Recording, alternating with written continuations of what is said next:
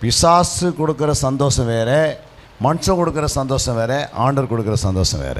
शैतान देना आनंद अलग है, मनुष्य देने वाला आनंद अलग है, ईश्वरीय परमेश्वर देने वाला आनंद बिल्कुल अलग है. அல்லேலூயா. हालेलुया. மூன்று விதமான சந்தோஷம் இருக்குது. तीन प्रकार का आनंद रहता है. கோபம் மூன்று பிரகாரம் இருக்கிறது. 3 प्रकार का गुस्सा भी रहता है. மனுஷனுடைய கோபம், मनुष्य का गुस्सा, தேவனுடைய கோபம், और परमेश्वर का क्रोध, சாத்தானுடைய கோபம். சாத்தானுடைய கோபம், शैतान का गुस्सा. வேதத்தில் இருக்கு எல்லாமே. ये सब बाइबल में है, அதான் ரெவலேஷன். ये प्रकाशित है. நீங்க உங்களுக்கு சாவி ஓபன் ஆகணும்னா, यदि वो ताला खोलना चाहे तो தேடுதல், ஆராய்தல், தியானித்தல் equal to revelation. Praise the Lord. यदि वो ताला वो सही चाबी लगा कर खोलना चाहे तो वचन में ढूंढना, खोजना, ध्यान करना मतलब प्रकाशन. அல்லேலூயா. हालेलुया. सबसे पहले ढूंढो, முதலாவது தேடுங்கள், सेकंड खोजो, இரண்டாவது தேடுங்கள், थर्ड ध्यान करो. மூணாவது தியானம் பண்ணுங்கள். रेवलेशन प्रकाश आप कहाँ जाता है? सबसे पहले ढूंढना जरूरी है. सबसे पहले ढूंढना जरूरी है. क्यों ढूंढना है? क्यों ढूंढना है? एक क्वेश्चन मार्क डालो. एक प्रश्न पूछिए उसमें. வேதத்தை நீங்க தேடினாதான் உங்களுக்கு கண்டடைவீர்கள். आप जब ढूंढोगे परमेश्वर के पवित्र शास्त्र में तभी आपको मिल सकता है. அதுக்குள்ள வந்து ரகசியம் இருக்கிறது. उसके अंदर ही रहस्य है. அந்த ரகசியத்தை கண்டுபிடிப்பதுக்கு தான் தேட சொல்றாரு. उस रहस्य को ढूंढने के लिए आपको पढ़ने बोल रहे हैं. இயேசு சொல்றார், முதலாவது தேவனுடைய ராஜ்யத்தையும் நீதியையும் தேடுங்கள் என்று மத்தேயு 6 அதிகாரம் 33 சொல்கிறது. यीशु मसीह ने कहा मत्ती रचित सुसमाचार उसका 6वां अध्याय उसके 33 वचन में, उसके राज्य और उसकी धर्म की पहले खोज करो तो तुम्हें सब वस्तुएं मिल जाएंगी. தேவனுடைய ராஜ்யம், परमेश्वर का राज्य, அவருடைய நீதியை उसके धर्म की நாம் தேட சொல்றார். पहले ढूंढने बोल रहा है. அப்ப நாம் தேடும் போது இவைகள் எல்லாம் உனக்கு கூட கொடுக்கப்படும். अगर आप ये सब ढूंढोगे तभी आप प्राप्त कर पाओगे. தேடுதலே மூன்று விதம் இருக்கு. ढूंढने में भी 3 प्रकार का ढूंढना है. ஒன்று, நாம் மனுஷனை தேடி போறோம். हम मनुष्य को ढूंढते हुए जाते हैं. சில மனிதர்கள் உலகத்தை தேடி போறாங்க. कुछ लोग होते हैं जो संसार को ढूंढते हुए जाते हैं.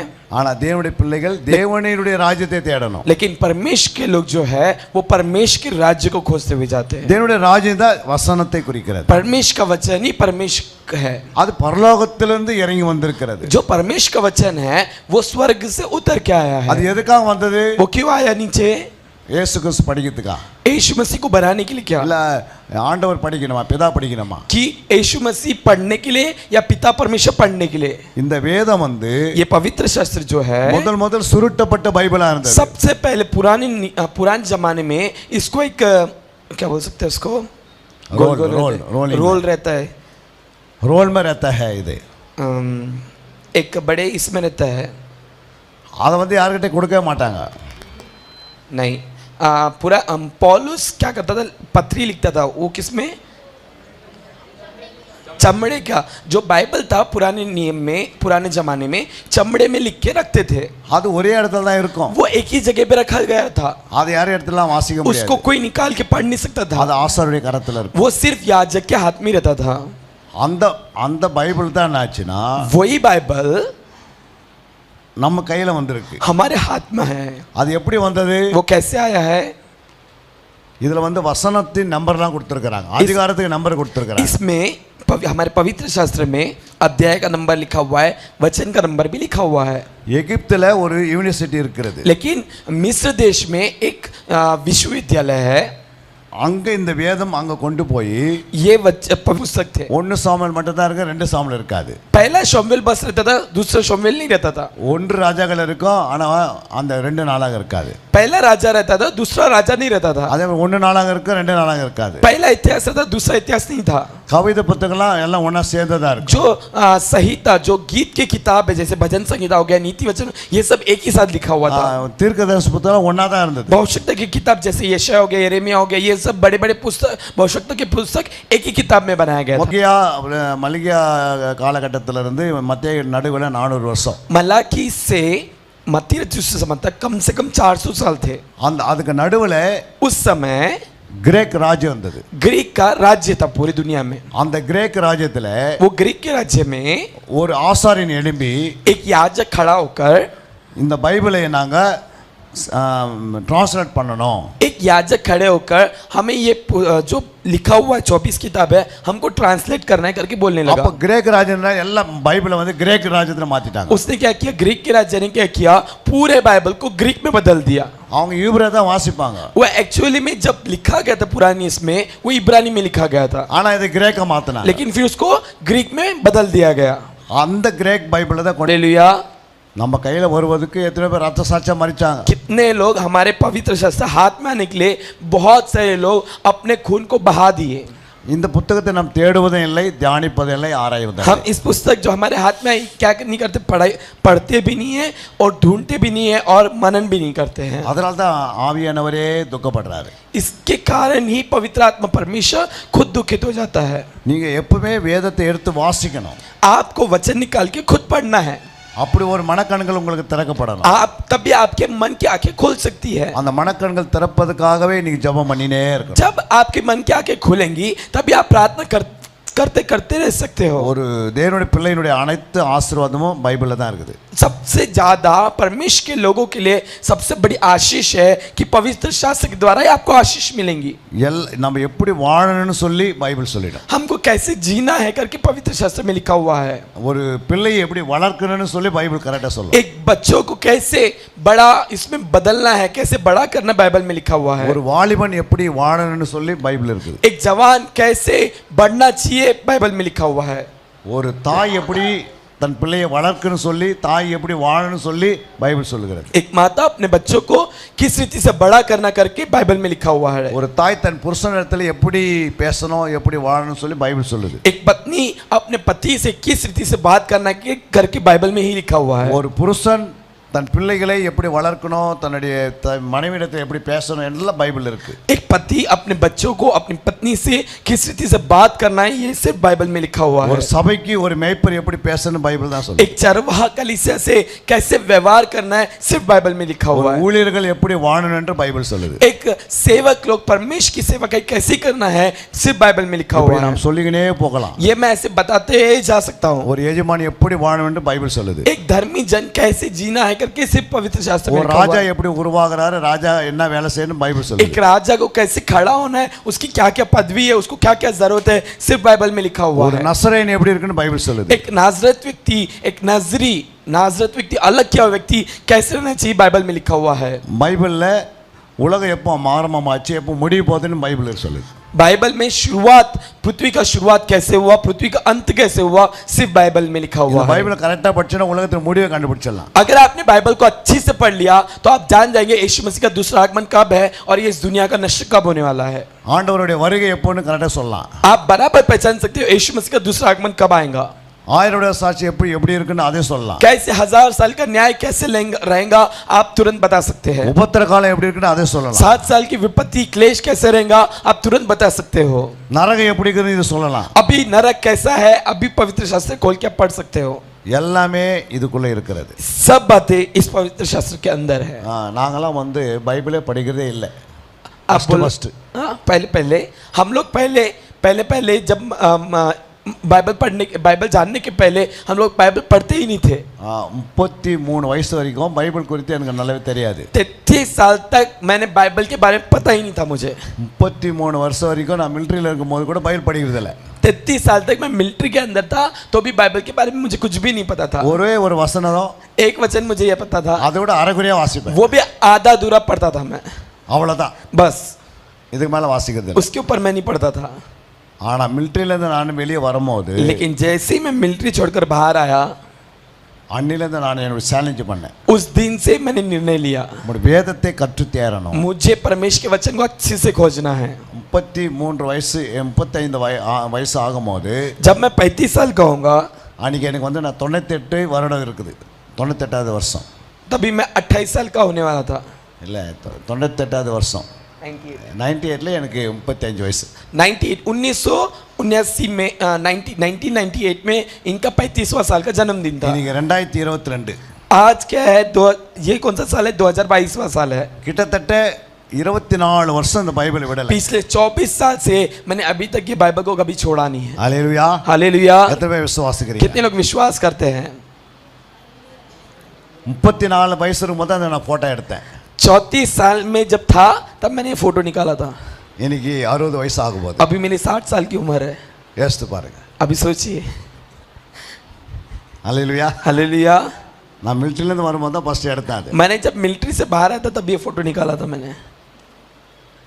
அன்னைக்கு நான் பைபிள் எடுத்து வாசிக்க ஆரம்பித்தேன். उस दिन से मैंने बाइबल पढ़ना शुरू किया. இந்த அதிகாரத்தை இந்த முழு பைபிளை எத்தனையோ முறை நாங்கள் முழுமையாக வாசிப்பதுக்கு நான் ஆண்டவர் சமூகத்தில் உட்கார்ந்திருப்பேன். मैं परमेश्वर के उपस्थिति में बैठ कर कितने बार ये बाइबल को पढ़ चुका हूँ मैं. ஏன் அப்படின்னா அது மேலே ஒரு பசி தாகம். क्योंकि मेरे अंदर एक भूख और प्यास आ गई थी. அதற்காக என்ன செய்யணுமோ அதெல்லாம் செய்யணும். उसके लिए मैं जो कुछ करना चाहता था पूरा कर चुका मैं. பைபிள் வாசிக்கிறதுன்னு கம்ப்யூட்டரே வாங்கினேன். बाइबल पढ़ने के लिए मैंने कंप्यूटर लिया, லேப்டாப் வாங்கணும், लैपटॉप लिया मैंने, டேப்லெட் வாங்கணும், टैबलेट लिया मैंने, நிறைய போன்கள் வாங்கணும். बहुत सारे फोन लिया मैंने. எத்தனை பைபிளுக்கு தான் நாட்டில் அத்தனை பைபிளை வாங்கிட்டு வந்தோம். जितने बाइबल में मुझे दिखते थे अच्छे अच्छे बाइबल सब उठा के घर पे நிறைய लेके आता. பணத்தை கொடுத்து பைபிள் வாங்குவோம். बहुत सारे पैसे दे देकर बाइबल खरीद के लेके ஏன்னா आता. அந்த வசனம் வந்து ஜீவனுள்ள வசனம். क्योंकि ये परमेश्वर का वचन एक जीवित वचन है.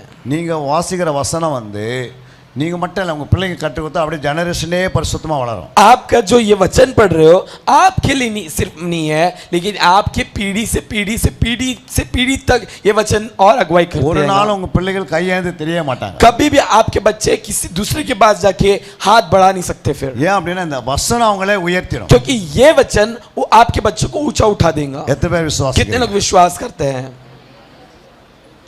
அதனால தான் ஆண்டவரே इसलिए परमेश्वर நம்ம கையில எழுதி கொடுத்துட்டாரு. परमेश्वर ने अपने आपके हाथ में वचन लिख के दे दिया. நீங்க தூங்குறீங்க இல்லையா, இதை தூங்க வைக்க கூடாது.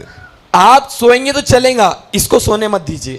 அல்லேலூயா. हालेलुया. இதை நீ பிடிச்சா உன்னை ஆசீர்வதிக்கும். अगर आपने इसको पकड़ लिया तो जरूर आपको आशीष देगा. இது உன்னை உயர்த்தும். ये आपको जरूर ऊंचा खड़ा करेगा. உன்னை ஒரு நாள் வெட்கப்படாதபடி காத்துக்கொள்ளும். ये तुझे कभी लज्जित होने नहीं देगा.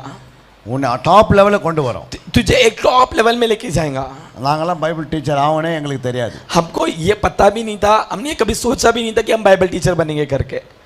சும்மா பஸ்ஸிலே படிக்கிறது கஷ்டப்படுவோம். हम तो बस में बैठने के लिए तकलीफ होती थी हमको पढ़ने இன்னைக்கு में. ஆண்டவர் வந்து PhD முடிச்சுட்டு புரியுங்களா, ஆண்டோட வார்த்தையே வசனங்களை அநேக இடத்துக்கு கொண்டு போய் போதிக்கிறோம். अभी ऐसा समय है कि हम लोग बाइबल में PhD लेकर बहुत सारे जगह में जाके प्रचार करते हैं. அநேக இடத்துல இருந்து வாங்க வந்து ஆர்டர் கொடுக்குறாங்க. वहाँ के बाहर के लोग हमें खुद बुलाते हैं कि हमारी जगह पे आके प्रचार करो. டேட் வாங்குறாங்க. खुद आके डेट पूछते हैं. எவ்வளவு சந்தோஷமா இருக்குது. कितने आनंदित होना चाहिए उसके लिए. நான் சொல்லிட்டேன், ஆண்டவரே நான் உங்களுடைய வேதத்தை படிக்க சொன்னா நான் படிச்சிட்டேன். परमेश्वर से मैंने कहा, परमेश्वर आपने कहा ये पवित्र शास्त्र को पढ़ो, तो मैंने पढ़ लिया. இப்போ என்னை எடுத்து பயன்படுத்துன்னு சொன்னேன். अभी मुझे इस्तेमाल कीजिए. இப்போ ஆண்டவர் எடுத்து பயன்படுத்து. परमेश्वर मुझे अभी इस्तेमाल कर रहा है. அதே போல தான் உங்களே பயன்படுத்துவார். वैसे ही परमेश्वर आपको भी इस्तेमाल करेगा. இன்னும் சொல்ல முடியாத இடம்லாம் நிறைய இருக்குது. ऐसे बहुत सारी जगह है जहाँ पे परमेश्वर का वचन अभी तक नहीं पहुंचा. போக வேண்டிய இடத்துல இன்னும் போகாது இருக்குது பைபிள். बाइबल ऐसे भी जगह पहुंचने का भी बाकी है.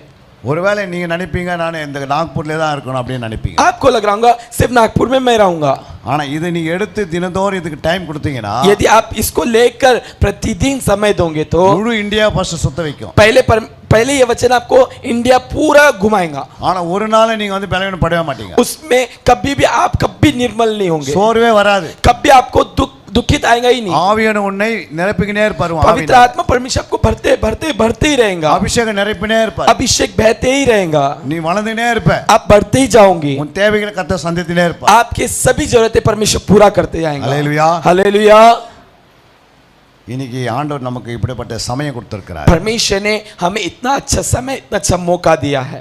நீங்கள் எல்லாம் வளரணும்னு ஒரு உள்ளத்தில் ஒரு ஒரு ஒரு எண்ணம், ஒரு பாரம் உண்டாகணும். आपको आपके अंदर मुझे परमेश्वर के वचन में बढ़ना है करके एक मन में इच्छुक होनी चाहिए. நீங்கள் வயசாயிடுச்சு அப்படின்னு நினைக்காதீங்க. आप ये मत सोचिए मेरी उम्र हो गई करके. நான் படிச்சு என்ன பண்ண போறேன் அப்படின்னு நினைக்காதீங்க. आप ये भी मत सोचिए मैं पढ़ के क्या करूंगा करके. 84 வயசு அண்ணால் படிச்சுன்னு தான் இருந்தாங்க. 84 வயசு அண்ணால், புதிய ஏற்பாட்டுடைய அண்ணாலே தொடர்ந்து பைபிள் படிக்கிறாங்க, உபவாசம் இருக்கிறாங்க, இரவு ஜெபம் இருக்கிறாங்க, எல்லாமே செய்கிறாங்க. 94 साल की खन्ना जो मत्ती रचित सुसमाचार में वो उपवास करती थी, वचन पढ़ती थी, प्रार्थना करती थी. 84 उम्र की. அல்லேலூயா. 84 வயசு வரைக்கும் அந்த அம்மா இனிக்கு ஜெபம் பண்றேன்னு சொல்லி எழுதப்பட்டிருக்கு. 84 साल में भी वो महिला अभी भी क्या करती थी? उपवास करती थी, प्रार्थना करती थी. யாராவது ஒருத்தர் அண்ணாலே போல இனிக்கு ஜெபம் பண்ணிருப்பாங்க. आज भी कोई ना कोई क्या हन्ना के समान प्रार्थना किया होगा. ஏன்னா அவங்கள கடைபிடிக்கிற நிறைய பேர் இருப்பாங்க. क्योंकि उनको पकड़ने के लिए परमेश्वर का वचन जाएगा जरूर. நமக்கு வயசு எல்லாம் பார்க்க கூடாது பைபிள். आपका उम्र हो गया करके आपको कभी देखना नहीं है. நீங்க பைபிளை படிங்க, ஆண்டவர் உங்களுக்கு ஆயுசு கூட்டுவார். आप जैसे बाइबल पढ़ते जाओगे परमेश्वर आपकी उम्र बढ़ाते जाएगा. ஏன் அப்படின்னா வேதத்தை நீ கற்றுக்கொள்ளும் போது மற்றவங்களுக்கு உன்னை உபயோகப்படும்.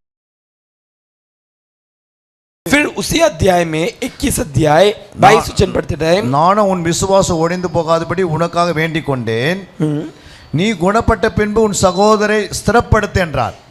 22:32 ஃபர்ஸ்ட் வாசித்தீங்களே. 22-32 मत्ती रचित सुसमाचार 22 अध्याय 32 वचन मत निकालिए, यहाँ पे ध्यान दीजिए. वहाँ पे लिखा हुआ है 22 अध्याय 32 वचन में मैंने तेरे लिए प्रार्थना किया था करके लिखा हुआ है. எதுக்காக? क्यों प्रार्थना किया था? விசுவாசம் ஒடிந்து போக கூடாது. आपकी विश्वास नहीं टूटने के लिए. ஆனா நீ குணப்பட்ட பிறகு உன் சகோதரனை ஸ்திரப்படுத்து என்றார். लेकिन यहाँ पे लिखा हुआ है जब तू चंगा हो जाए तब तेरे भाइयों को क्या कर? उत्साहित करके सामत दे. இப்போ உங்களிடத்துல எத்தனையோ பேர் வந்து பலவீனமா இருப்பாங்க. यहाँ पे हो सकता है कुछ लोग हमारे बीच में क्या होंगे? बलहीन होंगे. சிலங்க நல்ல விசுவாசத்துல வளர்ந்து வருவீங்க. कुछ लोग होंगे जो विश्वास में अच्छे से बढ़ गए हैं. சிலர் வந்து பாத்தீங்கன்னா கொஞ்சம் அவங்க என்ன பண்ணுவாங்க, பலவீனமாவே காணப்படுவாங்க. कुछ लोग कभी कभी हरदम विश्वास में डगमगाते रहते हैं. அவங்களுக்காக நீங்க என்ன செய்யணும்? நீ குணப்பட்டுட்ட, இப்போ அவங்களை நீ குணப்படுத்தணும், அவங்களை ஸ்திரப்படுத்தணும். उनके लिए आपको क्या करना है? उनका विश्वास नहीं डगमगाने के लिए आपको देखते बार उन विश्वासियों के लिए देखते बार उनको बोलना नहीं है, लेकिन उनके लिए आपको विनती करना है. ரோமர் 8:34 வாசிக்கும் போது रोमियो 8:24 वचन पढ़ते समय पढ़ेंगे. रोमियो 8:24 वचन. हाँ.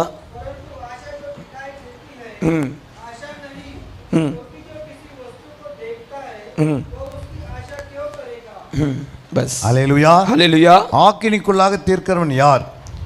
आशा के द्वार तो हमारा उद्धार है. கிறிஸ்துவே மரித்தவர். எந்த வசனம்? கிறிஸ்துவே மரித்தவர். Roman chapter number 8:34. 8:24 नहीं 8:34. அவரே எழுந்திருக்கிறவர். हाँ.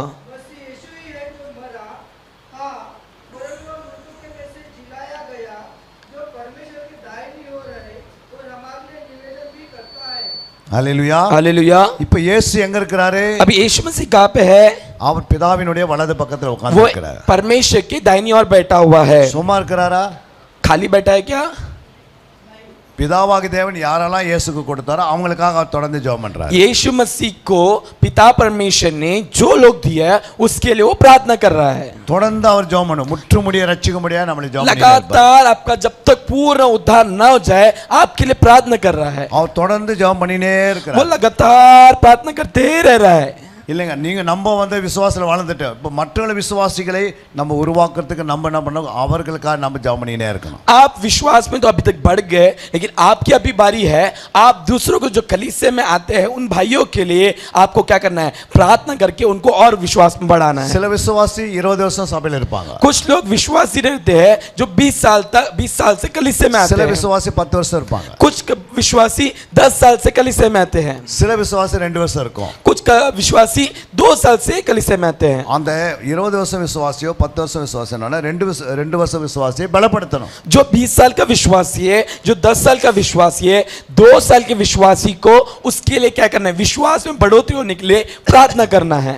அவங்களை குணப்பட்டு நம்ம குணப்பட்ட பிறகு அவங்களை ஸ்திரப்படுத்தணும். आप चंगे होने के बाद उनको भी उत्साहित करके चंगा करने की तैयार करना ஏன்னா है। அவன் சில தவறுகள் செய்துனே இருப்பான். हो सकता है अभी भी वो 2 साल का जो विश्वासी है अभी भी कुछ ना कुछ छोटी छोटी गलती कर रहा है, ஏதாவது ஒரு அவன்கிட்ட பலவீனம் இருக்கு. छोटी छोटी कुछ ना कुछ उसके इसमें निर्बलता होंगी। ஆனா நாம என்ன செய்யணும்? हमें क्या करना है? அவங்களை பலப்படுத்துற வேலை उसको செய்யணும். क्या करना है? बल देना है। நீங்க சொல்லணும், आपको उसको बोलना है நான் ஜெபம் பண்றேன், मैं तेरे लिए प्रार्थना कर रहा தைரியமா இரு. हूँ, तू क्या है अच्छे से सहमत में रहे। அதனால தான் ஆண்டவர் சொன்னார், நீங்க ஒருவருக்கு ஒருவர் புத்தி சொல்லிக் கொண்டே இருங்க. इसलिए परमेश्वर के वचन में लिखा है एक दूसरे को सिखाया करो। அத வாசிக்கலாம். அந்த वचन வசனத்தை पढ़ेंगे எபிரேயர் 10 அதிகாரம் इब्रानी की किताब 10वां अध्याय 25 वचனம். 25वां वचन। और एक दूसरे के साथ इकट्ठा होना न छोड़े, हाँ। जैसे कि कितनों की रीति है, पर एक दूसरे को समझाते रहे, और जो उस दिन को निकट आते देखो त्यो और भी अधिक यह किया करो। आमेन। அல்லேலூயா. हालेलुया। சபை கூடி வருவதை சிலர் விட்டு விடுவது போல நாமும் விட்டு விடாமல் ஒருவருக்கொரு புத்தி சொல்ல கடவோம்.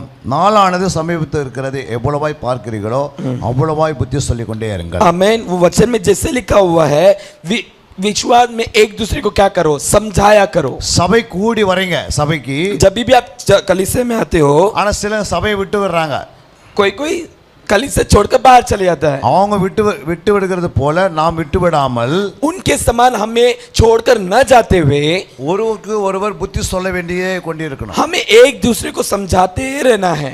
அவங்களை விசாரிக்கணும். आपको उसको जाके पूछना है, அவங்க கிட்ட போய் நீங்க உட்காரணும். आपको उसके साथ जाके बैठ के बात करना है। நம்ம சர்ச்சை முடிஞ்ச பிறகு हमारा चर्च खत्म होने के बाद ஒரே ஓட்டம் வீட்டுக்கு ஓடக்கூடாது. तुरंत जैसे खत्म हुआ है एक ही दौड़ में घर भाग जाते हैं। அது அது வந்து விசுவாசி சொல்ல முடியாது. वो विश्वास बोल नहीं सकते हम। ஆனா ஒரு விசுவாசி என்ன செய்யணும்? ஒருக்கு ஒருவர் புத்தி சொல்லணும். एक विश्वासी को क्या होना चाहिए? एक दूसरे को क्या होना चाहिए? बुद्धि बताना है, इसका मतलब समझाना है। இன்னைக்கு ஆவியானவர் நம்மோட பேசினாரு. आज हमें पवित्र आत्मा परमेश्वर हमारे साथ बातचीत किया। உங்களோட என்ன பேசினாரு? आपके साथ क्या बातचीत किया? கேட்கணும். आपको पूछना है। பேசோட பேசுவாரா அப்படின்னு அவங்க கேட்பாங்க. वो बोलेंगे क्या सचमुच नाम लेकर वो बात करता है क्या? அப்படின்னு கேட்கும்போது நாம் சொல்ல ஆவியானவர் பேசுகிறவரா இருக்கிறாரு. आपको उसको बोलना, हाँ पवित्र आत्मा परमेश्वर बात करने वाला है। நம்ம என்ன தப்பு செய்யறோமோ அது அப்படியே ஆவியானவர் பேசுவாரு. जैसे हम गलती करते पवित्र आत्मा परमेश्वर तुरंत हमसे बातचीत करता है। நம்முடைய ஆக்டிவிட்டி எல்லாம் ஆவியானவருக்கு தெரியும். हमारी जो हरकतें हैं, हम जो सोचते हैं, सब पवित्र आत्मा परमेश्वर को पता है। நீங்க வீட்ல தவறு செய்யிட்டு வந்து உட்கார்ந்திருப்பீங்க. हो सकता है आप घर पे कुछ गलती करके आप आके बैठे होंगे, ஆனா ஆவியானவர் கரெக்ட்டா அவங்களை குறித்து பேசுவார். लेकिन पवित्र आत्मा परमेश्वर उसके बारे में बराबर उसके बारे में बता देंगे। மகளே நீ தவறு செய்தது உண்மைதான். तूने गलती किया, बराबर है बेटी। நீ வந்து மன்னிப்பு கேட்டது உண்மைதான். तूने माफी मांगी, बराबर है, ஆனா இனி செய்யாதே, लेकिन इसके बाद नहीं करना। அப்படின்னு ஆவியானவர் தெளிவா பேசுவார். पवित्र आत्मा परमेश्वर अच्छी रीति से, क्लियर रीति से आपसे बातचीत அதனால करेगा। தான் நம்ம சபைக்கு வரோம். इसलिए हम कलीसिया में आते हैं। நம்ம செய்யற தவறுகளை உணர்த்துவதற்கு ஆவியானவர் உதவி செய்யறார். पवित्र आत्मा परमेश्वर हमारी गलतियों को एहसास डांट के एहसास दिलाएगा हमें। அப்போ ஒவ்வொரு நாளும் நம்ம புத்தி சொல்லணும்னா நம்ம வீக்னஸ் ஆயிடுவோம். अगर हम एक एक दिन क्या है डांटते रहेंगे, हम क्या हो जाएंगे? निर्बल हो जाएंगे।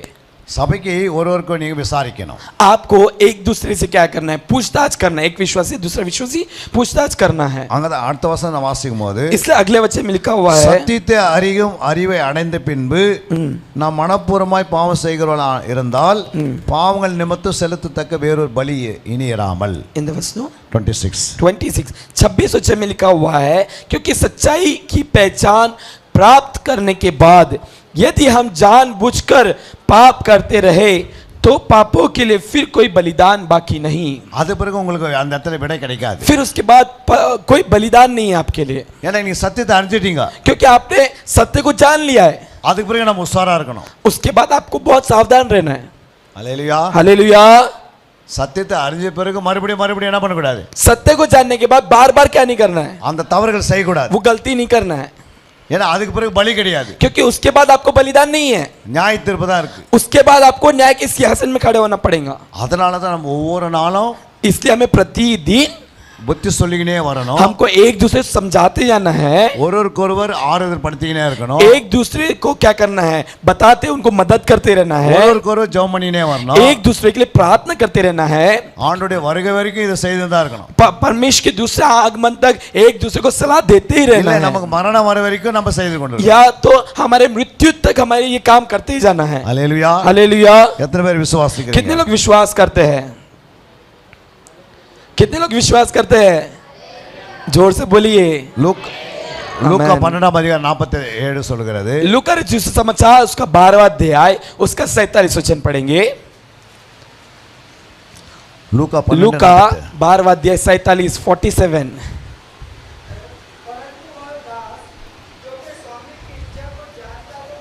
हाँ हाँ आमेन। हालेलुया। हालेलुया। தன் எஜமானுடைய சித்தத்தை அறிந்தும் ஆயத்தமாய் இராமல் அவனுடைய சித்தத்தை செய்யாமல் இருந்த ஊழியக்காரன் अनेक அடிகள் அடிக்கப்படுவான் वहां पे लिखा हुआ है उसके मालक, मैं आपके लिए पढ़ता हूँ 47 वचन में लिखा हुआ है, और वह दास जो अपने स्वामी की इच्छा जानता था और तैयार न रहा और न उसी की इच्छा के अनुसार चला, बहुत मार खाएगा। அல்லேலூயா हालेलुया। தன் எஜமானுடைய சித்தத்தை நீங்க அறிஞ்சிட்ட பிறகு ஆயத்தமாயிடணும் अगर आपने परमेश्वर की इच्छा को जान लिया तो आपको तैयार रहना है। ஏன்னா சித்தத்தை நீங்க செய்கிறதுக்காக சித்தத்தை நீங்க நல்லா அதை அறிஞ்சிட்டீங்க, மற்றவங்களுக்கு நீங்க சொல்லுவதற்கு ஆயத்தமாயிடணும் अगर आपने उस इच्छा को जान लिया तो आप ऐसे तैयार हो जाते हो कि आप दूसरे को भी बता सकते हो। ஏன்னா எஜமானுடைய சித்தம் என்ன? परमेश्वर की इच्छा, मालक की इच्छा क्या है? ரட்சிக்கப்படாத மக்களுக்கு போய் சுவிசேஷம் அறிவிக்கணும், जो उद्धार नहीं पाए उनको जाके सुसमाचार सुनाना है, அவங்களுக்காக ஜெபிக்கணும், उनके लिए प्रार्थना करना है। அதான் தேவ சித்தம்। यही परमेश्वर की इच्छा है। நீங்க எல்லாம் தெரிஞ்சிச்சு உங்களுக்கு, ये सब आपको पता है। பிதாவின் சித்தம் எனக்கு தெரியும்। पिता का इच्छा क्या है पता है आपको। நீங்க யாருக்கும் சொல்லாத இருந்தீங்கன்னா अगर आप किसी को नहीं पता, चुपचाप रहे, अनेक அடிகள் பட வேண்டியது இருக்கு। वहां पे आखिरी लाइन में लिखा हुआ है बहुत मार खाएगा। அல்லேலூயா। हालेलुया। எத்தனை பேர் நீங்க அதை விசுவாசிக்கிறீங்க? कितने लोग ये विश्वास करते हैं? ஒரு கரங்களை தட்டி जोरदार ताली बजा के परमेश्वर को महिमा ரோமர் करेंगे। 5:9 வாசிக்கலாம்। रोमियो की किताब 5वां अध्याय उसका 9वां वचन।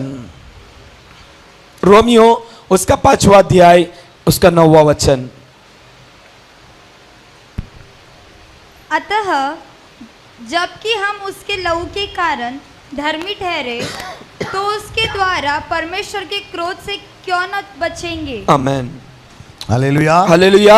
இப்படி நாம் அவருடைய ரத்தத்தினாலே நீதிமான்களாக்கப்பட்டிருக்க கோபாக்கினிக்கு நீங்களாக அவராலே நாம் ரட்சிக்கப்படுவது அதிக நிச்சயமாமே। आमेन। அல்லேலூயா। हालेलुया। அவருடைய ரத்தத்தினாலே நாம் நீதிமான ஆக்கியிருக்கிறோம்। उसके लहू के द्वारा हम धर्मी ठहरे। அப்போ அவருடைய ரத்தத்தினால் நாம் நீதிமான ஆக்க இருக்கும்போது जब उसके लहू के हम धर्मी ठहरे, கோபாக்கினிக்கு நீங்களாக அவராலே நாம் ரட்சிக்கப்படுவதற்கு அதிக நிச்சயமாமே। इसका मतलब है आपको उस अनंत अग्नि से बचने के लिए परमेश्वर ने आपको खरीद लिया है। நீங்க கோபாக்கினிக்கு நீங்கள் ஆயிட்டீங்க, आप अनंत अग्नि से बचने के लिए बाहर निकल गए। அவரால் நாம் ரட்சிக்கப்படுவது அதிக நிச்சயமாமென்றார்। वहां पे लिखा है उद्धार पाने के लिए और कोशिश में लगे रहो। அவருடைய ரத்தம் நம்மளை நீதிமானா மாற்றும்। उसका खून, यीशु मसीह का खून हमें क्या है, धर्मी बनाता है। 1 யோவான் 2:1 வாசிக்கலாம்। पहले यूहन्ना उसका दूसरा अध्याय उसका पहला वचन। पहला यूहन्ना उसका दूसरा अध्याय उसका पहला वचन।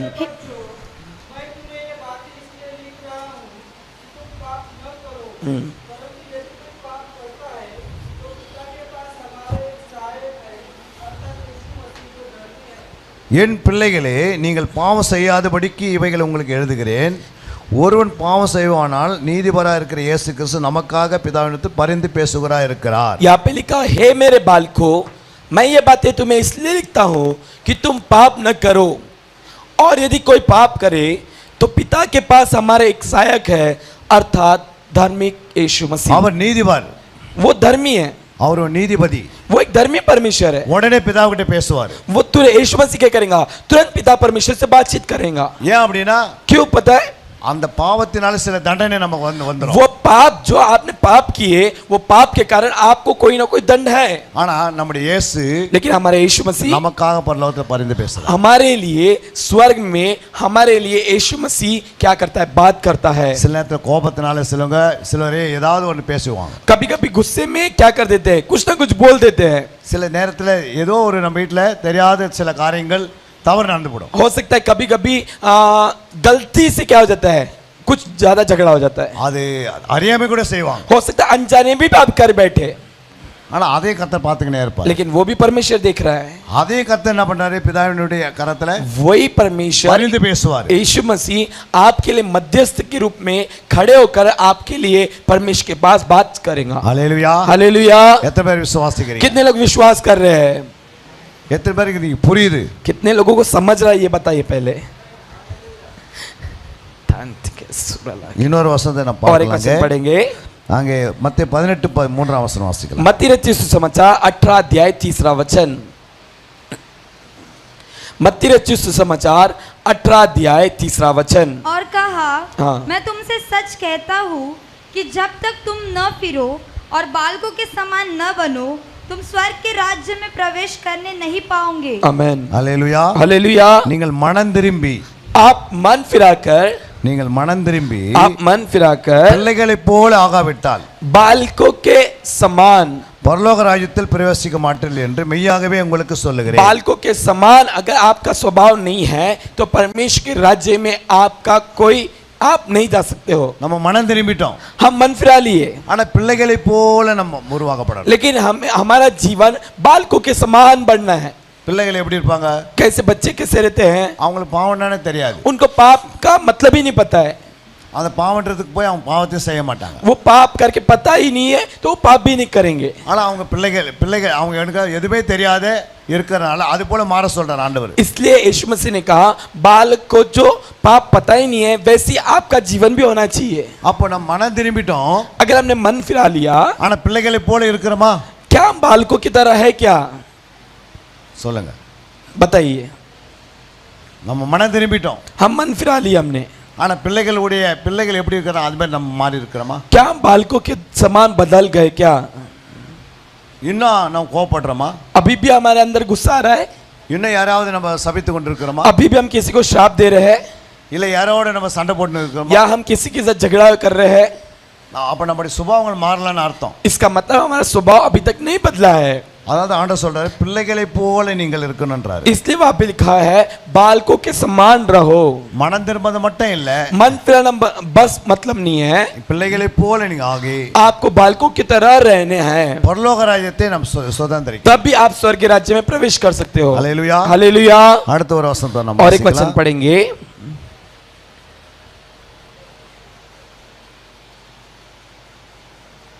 1 தீமோத்தேயு 1:13. पहला तीमुथियुस पहला अध्याय 13 वचन. पहला तीमुथियुस पहला अध्याय 13 वचन. मैं तो पहले निंदा करने वाला और सताने वाला और अंधेर करने वाला था, तो भी मुझ पर दया हुई, क्योंकि मैंने अविश्वासी की दशा में बिना समझे बूझे ये काम किए थे. आमीन. ஹல்லேலூயா. हालेलुया. முன்னே நான் தூசிக்கிறவனும் वहां पे लिखा है, मैं पहले के दिनों में துன்பப்படுத்துகிறவனும் सबको सताने में கொடுமை செய்கிறவனா இருந்தேன். मैं सबको दुख देता था. அப்படி இருந்தும் उन दिनों में நான் அறியாமல் मैं अनजाने में அவிசுவாசத்தில் அப்படி செய்தபடியினால் अविश्वास की दशा में बिना समझ बूझे ये काम किए हैं. தேவனிடத்திலிருந்து நான் இரக்கம் பெற்றேன். परमेश्वर की ओर से मैंने दया पाया. ஹல்லேலூயா. हालेलुया. முன்னே எப்படி இருந்தார் பவுலே? पौलुस पहले कैसे था? சவுலா இருக்கும்போது எப்படி இருந்தார் அவரு? शाऊल रहते थे, जब उसका नाम शाऊल था वह कैसे था? சீசர்களை அடிப்பாரு, चेलों को जाके मारता था, அவங்களை செயின் எடுத்து கட்டுவாரு, चेन लेता था और क्या चेलों को जाके बांधता था, அங்க கொண்டு போய் அவங்கள ஜெயில போடுவாரு. उनको जाके जेल खाने में डाल देता था. அவரு என்ன செய்வார்? இந்த மாதிரி வேலையை செய்து கொண்டே இருந்தார். ये ऐसा काम करते ही रहता था. சபையை ரொம்ப துன்பப்படுத்துவார். कलीसिया के लोगों को बहुत ही सताता था. ஆனா அவர் எப்படி செய்தார் அவரே சொல்றாரு பாருங்க. लेकिन वहां पे लिखा है पौलुस कैसे क्या सोच के करता था. அங்க சொல்லப்பட்டிருக்கு, वहां पे लिखा हुआ है, அந்த 13 வசனத்துல நீங்க வாசித்து 13 वचन में பாருங்க. लिखा हुआ है, பாருங்க, मैं तो पहले निंदा करने वाला और सताने वाला और अंधेरे करने वाला था, तो भी मुझ पर दया हुई, क्योंकि मैंने अविश्वास की दशा में बिना समझे बूझे ये काम किए थे। நான் அறியாமல் அவிசுவாசியா இருந்தேன்றார். मैं बिना समझ बूझ के अविश्वास की दशा में मैंने किया था। அறியாமையின் காலங்களிலே அவர் செய்த பாவங்களுக்கு இரக்கம் பெற்றாரு. न समझने की दशा में उसको अनुग्रह प्राप्त हुआ, தேவனிடத்திலிருந்தே இரக்கம் வந்துடுச்சு. परमेश्वर की ओर से उसके ऊपर अनुग्रह हुआ। தாவீது கூட சில நேரத்துல செய்த தவறு ஆண்டவர் சமூகத்துல சாஷ்டாங்கமா விழுந்து மன்னிப்பு கேட்டான். दाऊद भी ऐसे कुछ पाप थे उसके जीवन में जो वो कर दिया था अनजाने में, तो तुरंत वो क्या करता, परमेश्वर के सम्मुख में आके तुरंत खड़े होकर क्षमा मांगता था। அதுக்கு பிறகு தாவீது பாவம் செய்யறதுக்கு சான்ஸே இல்லை. उसके बाद दाऊद के पास कोई चांस ही नहीं था कि वो पाप करे।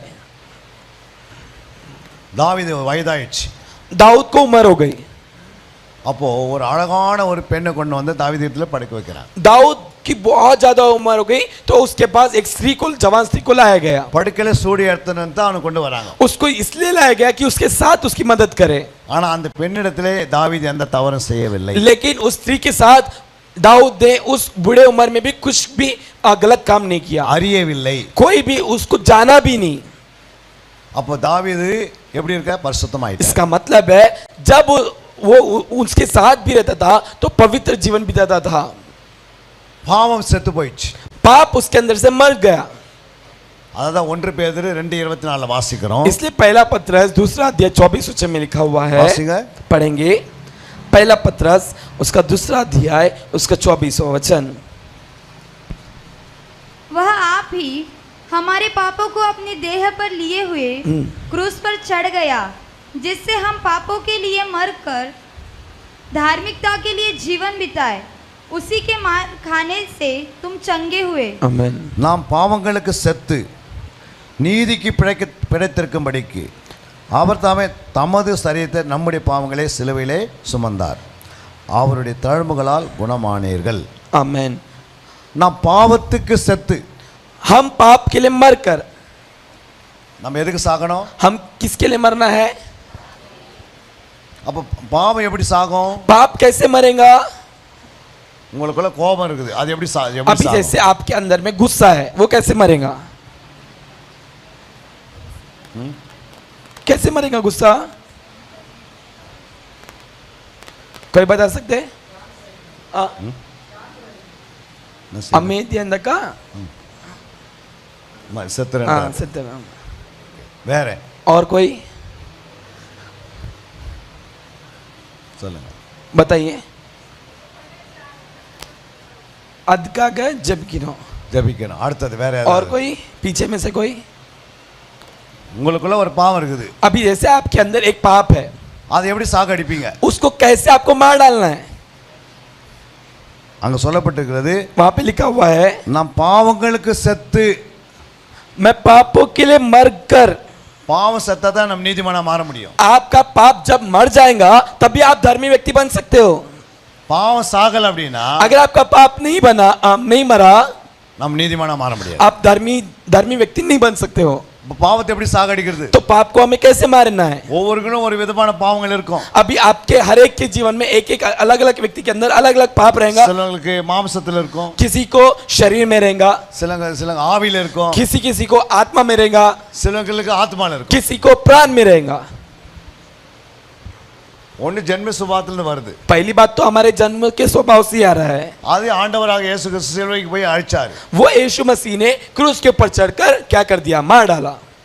ஆனா நம்ம வீட்ல இருந்து பழகி வந்தது பாருங்க. लेकिन जब हम जन्म होने के बाद हमारे आसपास के लोगों के द्वारा जो हम सीख के आए, அது உள்ள இருக்கும். वो आपके अंदर रहता है। अभी அடிக்கடி எட்டி பார்க்க வந்து, वो धीरे धीरे खिड़की से कभी कभी झांक के देख लेता है। அல்லேலூயா. हालेलुया। அதை நீங்க சாவடிக்கணுமே. उसको भी आपको मार डालना है ना। சொல்லுங்க. அந்த பாவத்தை எப்படி சாவடிப்பீங்க? वो पाप को कैसे मार डालोगे आप? देव ने ஒருத்தர் கேன்சர் கட்டி வந்துடுச்சு. अभी समझ जाइए, किसी को कैंसर का क्या है, गोला आ गया, உடனே அவங்க என்ன செய்வாங்க? ஹாஸ்பிட்டலுக்கு वो போவாங்க. तुरंत क्या करता है? हॉस्पिटल जाता है, ஆபரேஷன் தியேட்டருக்கு போவாங்க. ऑपरेशन थिएटर में आता है, அவரை படுக்க வைப்பாங்க. उसको सुलाते हैं, கத்தி எடுத்து அதை கட் பண்ணி எடுத்தாதான் அது குணமாவாங்க. चाकू लेके उसको काट के बाहर निकालेंगे तभी वो कैंसर निकल जाएगा। அல்லேலூயா. हालेलुया। இப்ப நமக்குள்ள இருக்கிற கோபத்தை எடுக்கணும். எப்படி எடுக்க முடியும்? अभी आपके अंदर गुस्सा है, उसको कैसे निकालेंगे? நம்மளும் ஆபரேஷன் தியேட்டருக்கு போனோம். कि आप कोई खुद ही ऑपरेशन थिएटर जाएंगे। ஆபரேஷன் தியேட்டர் தான் நம்ம ஜெபம். ऑपरेशन थिएटर ही ये प्रार्थना का समय है। தேவ சமூகத்துக்கு வரணும். परमेश्वर की उपस्थिति में आपको आना है। வசனம் தான் ஆவியின் பட்டயம். परमेश्वर का वचन ही क्या है? चाकू के समान है। அல்லேலூயா. हालेलुया। அந்த வசனத்தை உள்ள அனுப்புனாதான் அது எடுக்கும். वो वचन जब आपके अंदर जाएगा तभी वो काट सकता है। கோபம் போகணும்னா अगर आपका गुस्सा जाना है तो சாந்தத்தை உள்ள அனுப்பணும். वो तलवार को क्या करना पड़ेगा? अंदर भेजना पड़ेगा। சாந்தம் என்ற தல்வார் அனுப்பணும். சாந்தம் என்ற தல்வார் அனுப்பணும். शांतम, சாந்தம் शांति का वचन, शांति के वचन को आपके अंदर भेजना पड़ेगा। சாந்திக வசனத்தை பட்டயம்.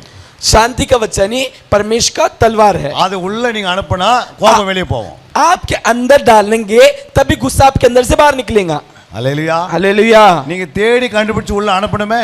लेकिन अभी ये आपकी बारी है कि आपको क्या करना पड़ेगा? उस तलवार को ढूंढना पड़ेगा तभी आप अंदर भेज सकते हो। அல்லேலூயா. हालेलुया। நீங்க எதுவும் பார்க்காத அப்படியே சும்மா வாசித்து சும்மா எங்க வாசிக்கிறது அப்படியே விட்டுறது மறுபடியும் பயிர் அப்படிலாம் வளராது. अगर सिर्फ आप ऊपर ऊपर से पढ़ोगे मुझे नहीं मिल रहा, मुझे नहीं मिल रहा, फिर तलवार कैसे अंदर जाएगा आपके நம்ம अंदर? ஆண்டவர்கிட்ட ஜெபம் பண்ணுவோம். हम परमेश्वर से प्रार्थना करते हैं। ஐயோ கோபம் போனோம்னு ஜெபம் பண்ணுவோம். सिर्फ हम ये प्रार्थना करते हैं परमेश्वर मेरा गुस्सा जाना चाहिए, मेरा गुस्सा जाना चाहिए, मेरा गुस्सा जाना चाहिए।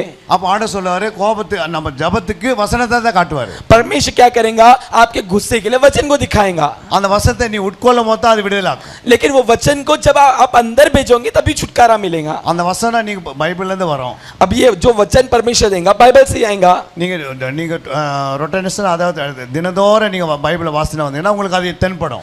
जब वो वचन को बार बार वही वचन जो पवित्र आत्मा ने बताया वो बार बार पढ़ोगे वो वचन आपको और गहराई में जाएगा। அது கரெக்ட்டா உங்களுக்கு கண்ணுக்கு வந்துரும். फिर उसके बाद आपकी आंखों में और अच्छे से दिखाई நீங்க देगा। பைபிளை சரியா வாசிக்கிறது இல்ல. अगर आपने बाइबल को अच्छे से नहीं पढ़ा, ஆனா ஜெபம் பண்றீங்க. सिर्फ आप प्रार्थना करते हो। ஆண்டவர் சொல்றாரு அந்த மெசேஜ் அந்த இன்னைக்கு 72 மணி நேரம் பிரே நடக்குது இந்த நேரத்துக்கு போன்னுவாரு. परमेश्वर कहेगा 72 घंटे की प्रार्थना चालू है, वहां पे जाओ करके बोलेगा। இந்த டைம்ல அவர் பேச போறாரு. ये समय में परमेश्वर के दास ये वचन बताने वाले हैं। அந்த டைம் நீ கவனமா இருக்கணும். ये समय में तुझे बहुत ध्यानपूर्वक रहना है। நம்ம வசனம் பேசினா தான் செல்போன் எடுத்து வெளியே போய்டுவோம். हम क्या करते हैं? परमेश्वर के वचन जब चालू रहता है तभी सेल फोन लेके बाहर निकल जाते हैं, இல்லனா நம்ம தூங்கிடுவோம். नहीं तो जगह पे ही सो जाते हैं। ஏன் அப்படியே பிசாசு தந்திரம் உள்ளவன். क्योंकि शैतान बहुत चालाक है। உன்னை தூங்க வைப்பான். एक तो आपको सुला देगा, இல்ல செல்போன் எடுத்து வெளியே போணுவான். या तो सेल फोन लेके आप बाहर जाओ करके बोल देगा, இல்ல நம்ம வீட்டுக்கு வந்து போயினா இருப்போம். या आप बैग लेके घर पे चले जाओगे। அப்ப அந்த வசனம் வரும். तभी जब आप ये करना चालू करोगे तभी ये वचन निकल के आएगा। அப்ப நீங்க இல்லங்க. तभी आप वहां पे नहीं बैठे रहोगे। மறுபடியும் நீங்க என்ன பண்ணோம்? போய் ஜெபம் பண்ணுங்க. ஆண்டவரே फिर क्या करोगे? परमेश्वर से फिर रोना शुरू करोगे। மறுபடியும் வசனத்தை தான் காட்டுவாரு. परमेश्वर फिर से वचन दिखाएगा। உனக்கு பசி எடுக்குது. तुझे आपको भूख लगी है। அப்ப ஆண்டவர் சொல்லுவாரு परमेश्वर क्या बोलेगा? சாப்பாடு கையில கொடுப்பாரு. परमेश्वर आपके हाथ में क्या है? खाना हाथ में देगा। நீங்க எடுத்து சாப்பிடணும். आपका काम है उसको उठा के खाना है। இல்ல ஆண்டவர் நீங்களே எனக்கு வந்து ஊட்டுங்க. अभी आप ये बोल रहे हो परमेश्वर आप ही मुझे आके क्या कीजिए, अपने हाथों से मुझे खिलाइए।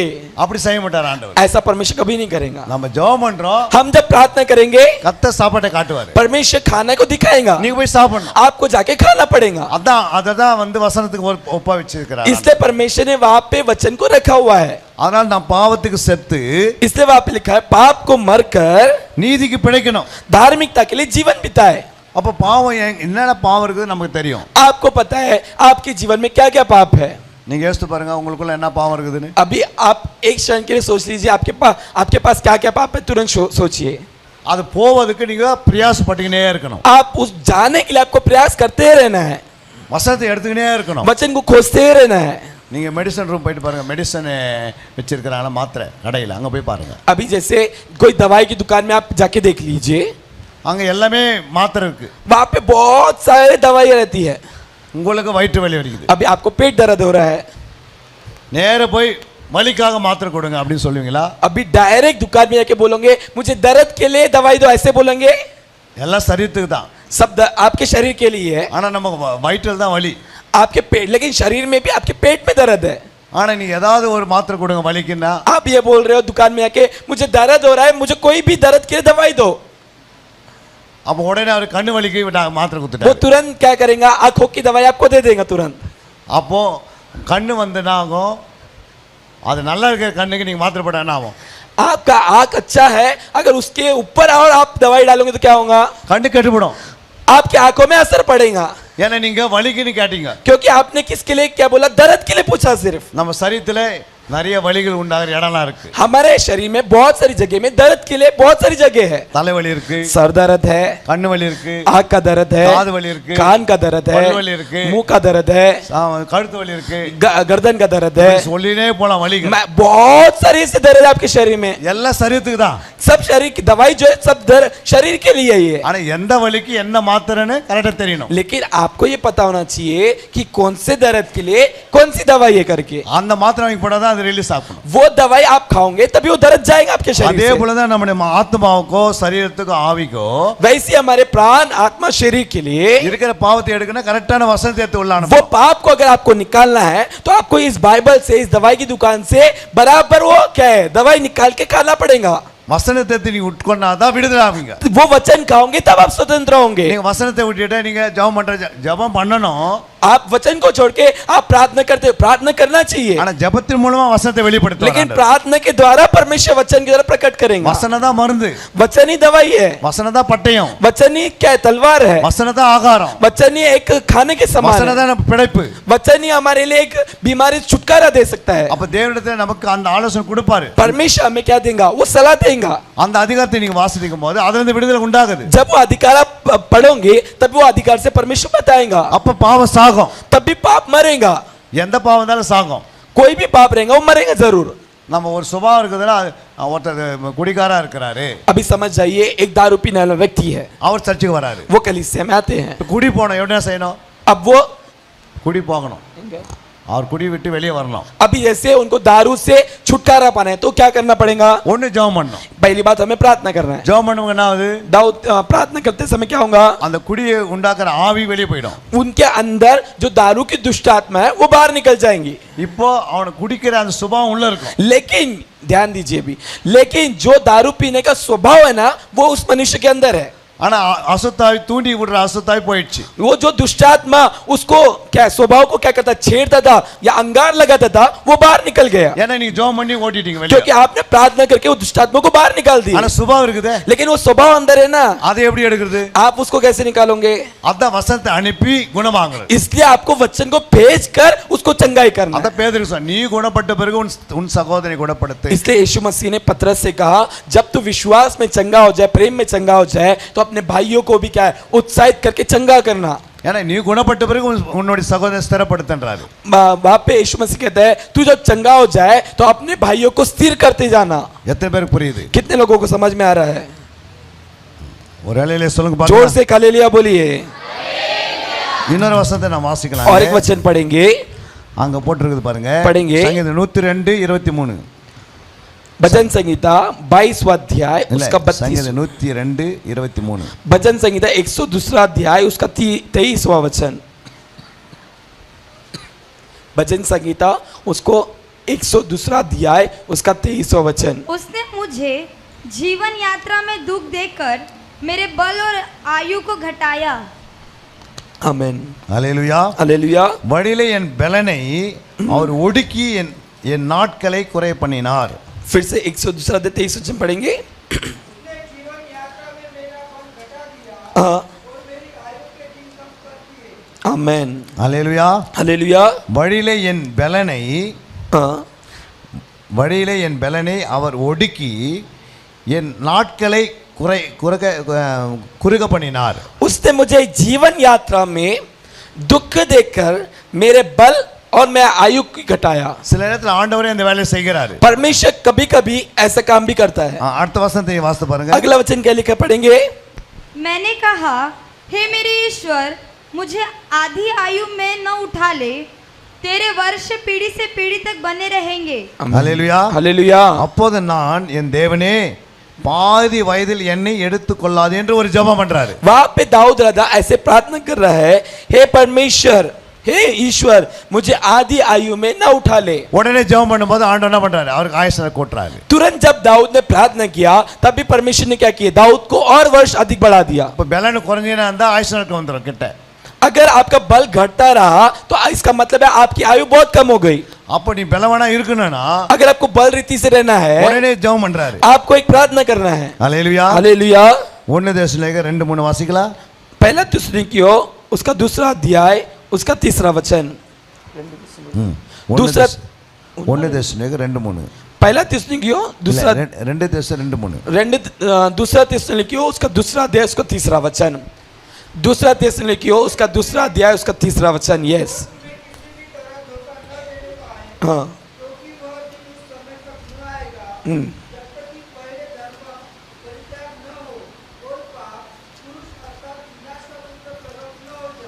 அல்லேலூயா. हालेलुया। எவ்விதத்தினாலும் ஒருவனும் உங்களை மோசம் போகாதபடிக்கு எச்சரிக்கையா இருங்கள். ஏனெனில் விசுவாச துரோகம் முந்தி நேரிட்டு கேட்டின் மகனாக பாவ மனுஷன் வெளிப்பட்டால் ஒழிய அந்த நாள் வராது. आमेन। அல்லேலூயா. हालेलुया। விசுவாசத்துக்கு துரோகம் செய்யற ஒரு கூட்டம் எழும்பும். ऐसा भी एक झुंड उत्पन्न होगा जो आपके विश्वास को नाश करे। அப்ப கேட்டின் மகன் ஒரு நாள் வருவான் நம்முடைய விசுவாசத்தை துரோகம் பண்றதுக்காக. आपके विश्वास को क्या है नाश करने के लिए कोई आएगा। அந்த விசுவாச துரோகம் विश्वास का द्रोह करने वाला முந்தி நேரிட்டு अंतिम दिनों में கேட்டின் மகனாக பாவ மனுஷன் வெளிப்பட்டால் ஒழிய அந்த நாள் வராது. वहां पे लिखा हुआ है किसी रीति से किसी के धोखे में न आना, क्योंकि वह दिन न आएगा जब तक धर्म का त्याग न हो ले और वो पाप का पुरुष अर्थात विनाश का पुत्र प्रकट न हो। அல்லேலூயா. हालेलुया। 4ஆம் வசனம் சொல்லுகிறது चौथे वचन में लिखा हुआ है அவன் எதிர்த்து நிற்கிறவனாகும். वो विरोध करता है। தேவன் எண்ணப்படுவது எதுவோ ஆராதிக்கப்படுவது எதுவோ அவை எல்லாவற்றுக்கும் மேலாக தன்னை உயர்த்துகிறவனாகும். தேவனுடைய ஆலயத்தை தேவனைப் போல உட்கார்ந்து தன்னைத்தான் தேவன் என்று காண்பிக்கிறவனா இருப்பான். वहां पे लिखा हुआ चौथे वचन में पढ़ रहा हूं आपके लिए, जो विरोध करता है और हर एक से जो परमेश्वर या पूज्य कहलाता है अपने आप को बड़ा ठहराता है, यहाँ तक कि वह परमेश्वर के मंदिर में बैठकर अपने आप को परमेश्वर प्रकट करता है। அல்லேலூயா. हालेलुया। ஒரு நாள் அவன் ஆலயத்துக்கே உள்ள வந்துருவான். நான் தான் கடவுள் இயேசுன்னு சொல்லுவான். यहाँ तक कि वो दुष्ट जो रहेगा कलीसिया के अंदर भी आ जाएगा और कहेगा मैं यीशु मसीह हूँ। அதுக்கு முன்னாடி அவன் என்ன செய்வான்? उसके पहले वो क्या करेगा? விசுவாசம் துரோகம் உண்டாகும். विश्वास के क्या धोखा देना शुरू हो जाएगा उसका। இன்னொரு வசனத்தை நான் வாசிக்கலாம். और एक वचन पढ़ेंगे அந்த 2 தெசலோனிக்கேயர் 2ஆம் அதிகாரத்தில் 12ஆம் வசனம். दूसरा थिस्सलुनीकियों उसका दूसरा अध्याय उसका 12 वचन।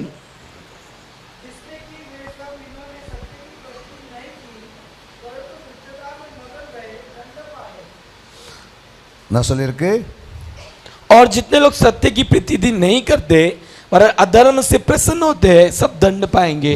அவர்கள் பொய்யை விசுவாசிக்கத்தக்கதாக கொடிய வஞ்சகத்தை தேவன் அவர்களுக்கு அனுப்புவார். அது எந்த வசனம்? 13. 11th இங்க 12 இருக்கு. அங்க 11 அவர்கள் பொய்யை விசுவாசிக்க भटका देने वाली सामत को भेजेगा ताकि वे झूठ की प्रतीति करें। 11 वचन वहां पे लिखा हुआ है और इस कारण परमेश्वर उनमें एक भटका देने वाली सामत को भेजेगा ताकि वे झूठ की प्रतीति करें। அதே 11 வாசிக்கும்போது சத்தியத்தை விசுவாசியாமல் அநீதியில் பிரியப்படுகிற யாவரும் ஆக்கினைக்குள்ளப்படுவார்கள். वहां पे 10वें वचन के आखिरी दूसरी लाइन में लिखा है क्योंकि उन्होंने सत्य के प्रेम को ग्रहण नहीं किया जिससे उनका उद्धार होता है। சத்தியத்து மேல அவங்க விசுவாசம் இருக்காது. सत्य के ऊपर उनका क्या नहीं रहेगा? அநீதியில் பிரியப்படுவார்கள். वो दूसरे के ऊपर विश्वास करेंगे। கடைசி நாட்களில் இது வரும். अंतिम दिन में ऐसे ही होगा। அநீதியான காரியங்களுக்கு ஓடினே இருப்பாங்க. वो जो चमक है उसके पीछे ही दौड़ते जाएंगे। ஆனா ஜெபம்னா கஷ்டப்படுவாங்க. प्रार्थना मतलब वो आएंगे ही नहीं बिल्कुल। தேவனுடைய ஆலயம்னா கஷ்டப்படுவாங்க. परमेश्वर की कलीसिया मतलब आएंगे ही नहीं। உபவாசனா கஷ்டப்படுவாங்க. उपवास का मतलब आएंगे नहीं वो लोग। இந்த சைடே வர மாட்டாங்க. इस साइड आएंगे भी नहीं वो लोग। ஏன்னா அவங்களுக்கு சத்தியத்து மேல பிரியம் இல்ல. क्योंकि उनको सत्य के ऊपर क्या नहीं है? प्रेम नहीं है, प्रीति नहीं है। விசுவாசத்து மேல அன்பு இல்ல. विश्वास के ऊपर प्रेम नहीं है। விசுவாசத்தை பிடித்து ஓடணும் எண்ணமே இல்ல. विश्वास को पकड़कर भागना करके उनको सोच में भी नहीं है। அதனால தான் அங்க சொல்லப்பட்டிருக்கிறது. इसलिए वहां पे लिखा हुआ है சத்தியத்தை விசுவாசியாமல் அநீதியில் பிரியப்படுவார்கள். वहां पे लिखा है सत्य के प्रेम को ग्रहण नहीं किया जिससे उनका उद्धार है। இயேசுவை விசுவாசிக்க மாட்டாங்க. यीशु के पास विश्वास नहीं करेंगे। தேவையில்லாத ஆட்கள விசுவாசிப்பாங்க. जो अन्य जाति है उनके ऊपर विश्वास करेंगे, அவங்க மேல பிரியமா இருப்பாங்க. उनके साथ जाके प्रिय संगति करेंगे, அவங்க தான் எல்லாமே உங்களுக்கு நடத்துற மாதிரி தெரியும். वो ऐसे बोलेंगे कि वही आपको चला रहे இது करके। கடைசி கால நடக்கும். अंतिम दिनों में ऐसे ही होगा, நம்ம தான் மிக ஜாக்கிரதையா இருக்கணும். हमें बहुत ही सावधानी से रहना है। அதான் இங்க சொல்லப்பட்டிருக்கிறது. यहाँ पे लिखा हुआ है ஒன்னு விசுவாச துரோகம் வரும், विश्वास के भटका देने वाले இல்ல आएंगे, சத்தியத்தை விசுவாசம் இருப்பாங்க, सत्य को भी धोखा देने वाले आएंगे, இல்ல பொய்யை விசுவாசிக்கத்தக்க அவங்களுக்கு ஆண்டவரே கூடிய வஞ்சகத்தை அனுப்பி விட்டுருவார். ताकि ऐसा भी हो सकता है कि परमेश्वर खुद ऐसे भटका देने वाले को भेजेगा ताकि वो झूठ की प्रतीति करे।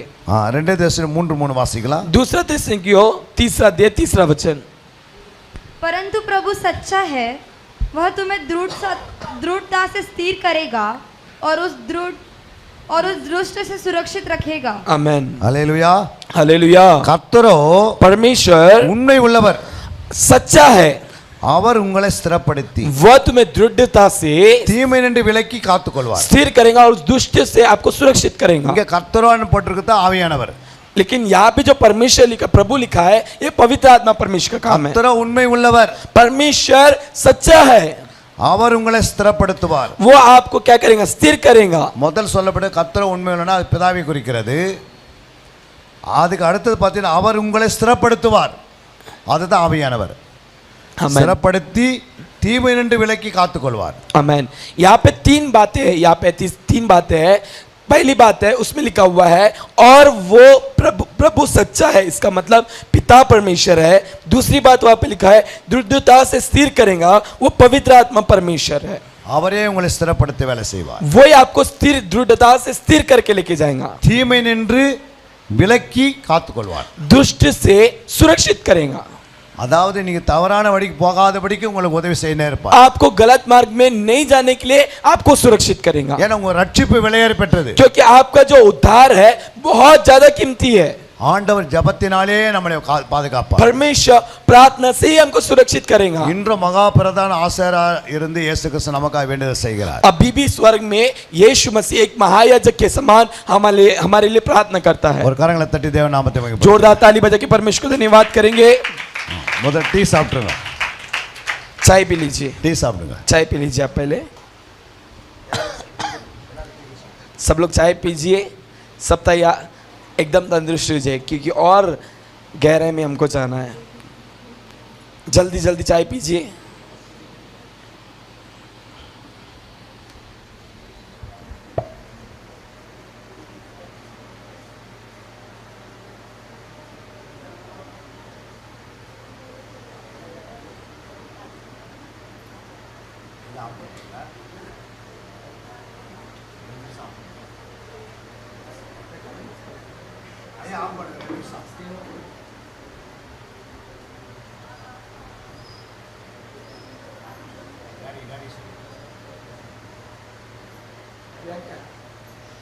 ஐயா 2 நிமிஷம் ஸ்டாப் பண்ணுங்க.